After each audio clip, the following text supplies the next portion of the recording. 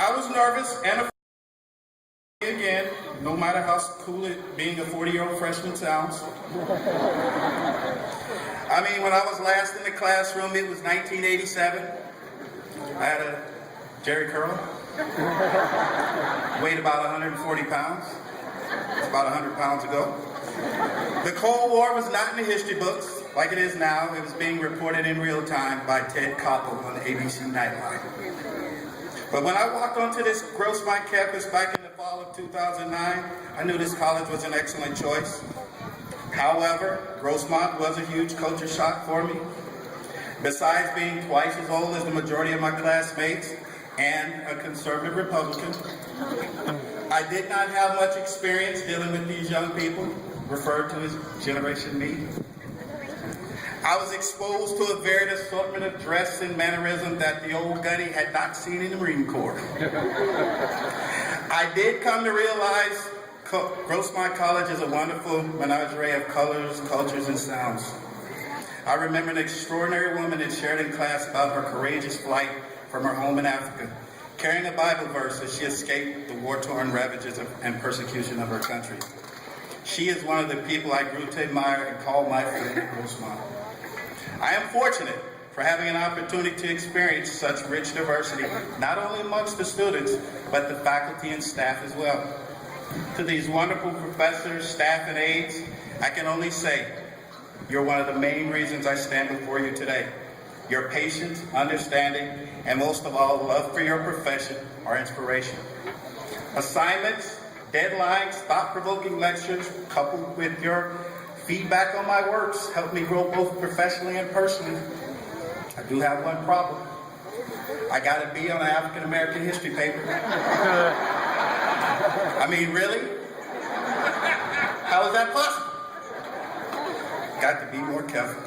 At this time, I would also like to officially apologize to the math tutors that endured my emotional breakdowns and outbursts during my statistics and quadratic equation lessons in the Learning Center. Lest I forget, to my fellow veterans, having this chance to stand amongst you again at Grossmont College has been a reminder as to why I spent 22 years in the military. It's a bond we share that transcends word. For all you've done, sacrifice and service to the country, please continue to push forward and know that in taking care of yourselves, you're also taking care of others. As for me, Grossmont will have a special place in my heart, not only for this outstanding education I've received, but also for the bittersweet memories I have here. 3 generations of my families have attended this school on this campus. We are green and gold to the core. My daughter Nicole, a previous student, and Jacqueline, who's graduated with me today, who always enjoy me yelling across the quad, "Hey everyone, there's my daughter!" Yes. No, I don't know him in that funny looking shirt and hat, black socks and sandals. My 2 adorable grandchildren, Layland and Jordan, attend the Grossmont Development Child Center. And we have waitlisted Grossmont classes for my 12-year-old daughter, Sierra, for 2019. It's never too soon. And there's, of course, my son, Andrew. He was a student here in April of 2007. He was doing pretty good when he died in a motorcycle accident.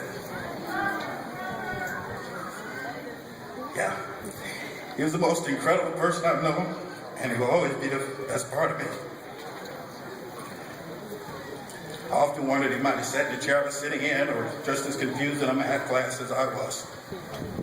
So this education is not mine alone, in as much as it is a continuation of Andrew's college dream. It is often said a dad tries to live through his son, but in this instance, I hope my son lives through me.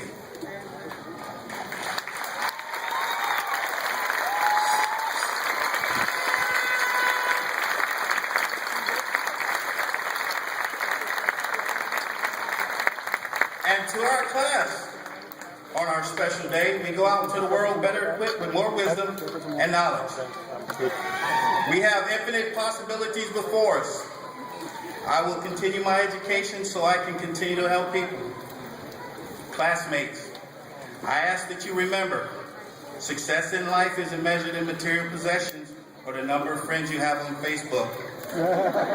It's simply gauged on the positive impact you have on your loved ones, your dear friends, and your community. And please know that life is a road fraught with difficulty and disappointment at times.